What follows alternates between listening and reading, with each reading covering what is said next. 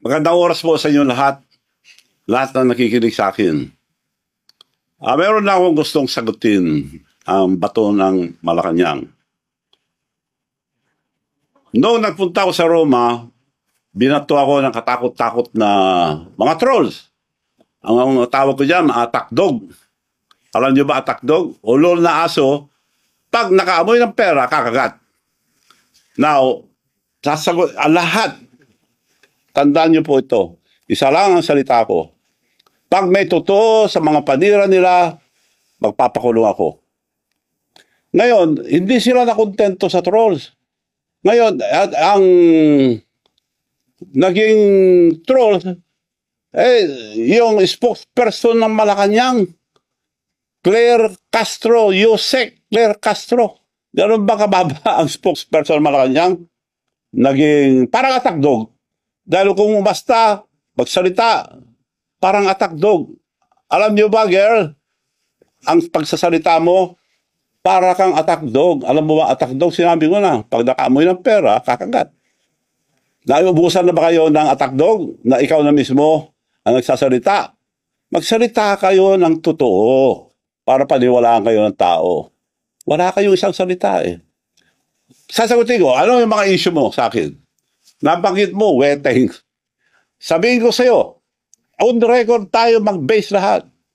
Kung gusto kong weteng, panahon ni GMA, madami akong makukuha. May kinunaba ko masisa, magtanong kayo sa mga may ng STL, yung mga nagpapaweting nung araw, doon sa bayan, sa probinsya ni Presidente. Wala akong kinuha. Kung interesado ko, ang dami kong nakuha. O, yun ang sagot ko sa weteng. Ano pa ang issue? Ang dami pong binabato ng dito to. Ano pa ba yung mga issue niya? PCSO. Ikaw nagsabi yan, ha, girl? Miss Claire Castro. Ikaw nagsabi, ano ba meron dyan? Bakit yun ang gusto mo? Bakit yan? Director. Bakit pinagpipilit mo, director? Hindi ko po pinagpipilit. In-offer yan dahil ang sinabi sa akin ni First Lady noon, ikaw nagsabi, si First Lady noon, there must be something for Manong Chavit, ang laki na tulong. PCSO o PAGCOR. Kinongratulate pa ako yung mga kaibigan niyang babae sa mga barkada niya sa Bacolod. Manong, congratulations, binigay na pala sa yung PAGCOR. Oh, mabuti naman para ibigay ko sa mga mayors ako para ang dami tumulong kasi. Hindi rin binigay. Siba, okay lang, nagtabo ba ko? Antay, mag-antay pa rin ako. Antay. O, kung hindi, PAGCOR, PCSO, wala rin. O, ito na. Nagtampo ba ako? Hindi. Antay pa rin ako. Pinag-antay ako. Antay pa rin. Pumunta sa bahay ko si Milyonaryo Robles. Chairman ngayon ng PCSO. Milyonaryo na raw. Kaya tawag ko dyan, Milyonaryo Robles. Pumunta sa bahay. O, Manong, gusto kitang tulungan. Ganito. Ibibigay ko sa iyo ang... Magantay ka lang. Antay. Oo. Bibigay ko sa iyo ang Laguna at Batangas. So, salamat naman para maibigay ko sa mga mayors na tumulong. Nung ibibigay na, tapos na ang time mo lang na matapos ang kontrata, nung tapos na, kinausap ako. Kailangan ko sabi mo sa taas. Bakit? May instruction sa taas na bibigay sa iba. So, sino? Yun daw, doktor niya at saka meron pa. Hindi ko nasasabihin yung iba. Sosyo sila. O, nagantay ako, nagtampo ba ako? Antay pa rin ako.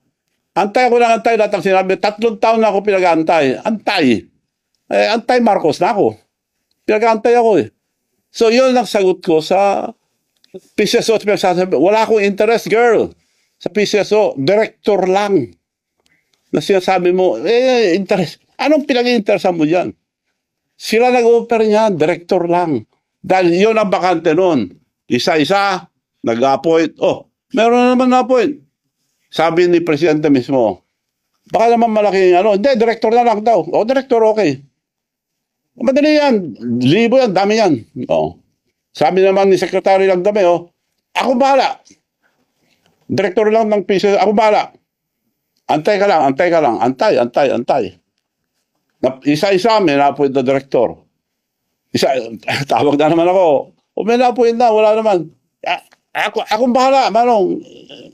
Antay ka lang. May na-appoint na naman. Magkita kami. Akong bahala. Antay ka lang. Hanggang napuno. To cut the story short, napuno. Ayun. Hanggang ngayon, wala. So, wala silang isang salita.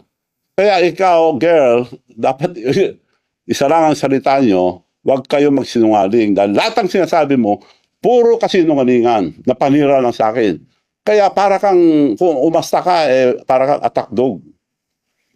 Alam mo na attack dog.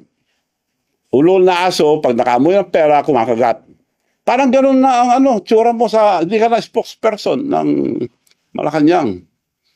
So, umayos kayo dyan. Spokesperson supposed to be a professional, hindi attack dog. Bago kayo magsalita, i-check nyo muna kung totoo.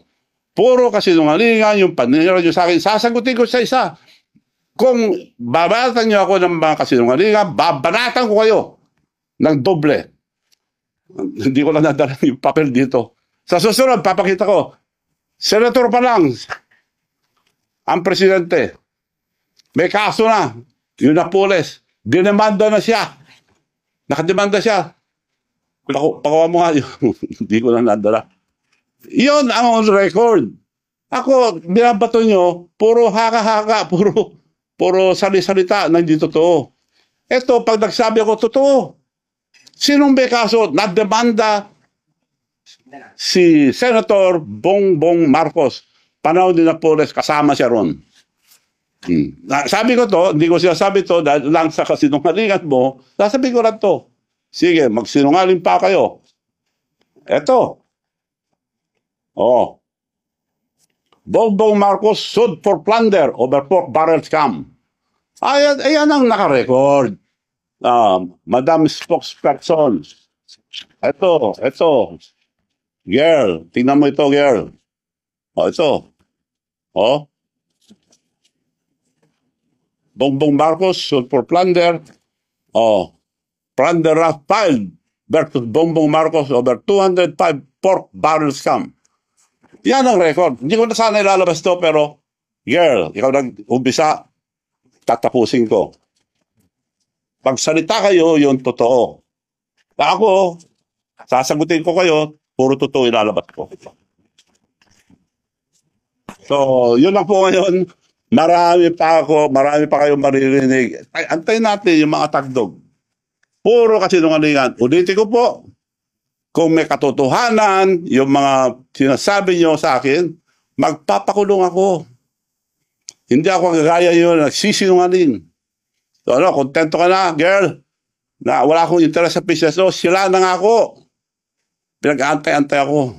3 taon akong nag-antay. Now, you cannot blame me. Antay Marcos na ako, pinag-antay na ako. Silang gumawa sa akin eh. Gumastos ako. Tinulungan ko sila. Araw-araw kami lang lumalabas. Unang labas pa lang, Presidente, inisulto na ako sa Japan. Sinabi ko na yun, ulit-ulit. Binati lahat na nasa presidential table, pinaalala pa yung anak niya, Sandro, Dad, Manu Chavez here. Hindi ako pinansin. Bastos yun, pero hindi ako nagtapo. Kinausap ko pa rin sila. Nasaktan ako? Oh, of course, nasaktan ako. Dahil tao lang ako, hindi ako plastic. So, girls, tandaan mo ito. Dahil kasama ka na sa nag-atake sa akin, sasagutin kita maski anong sabihin mo. Pero magpakatotoo kayo. Marami akong ilalabas. Totoo lang lahat. Maraming salamat po at sa susunod, magkita-kita po ulit tayo. Kayo'y nakikinig sa DWAY 1332 SMNI Radio Cabanatuan, kapartner mo sa balita at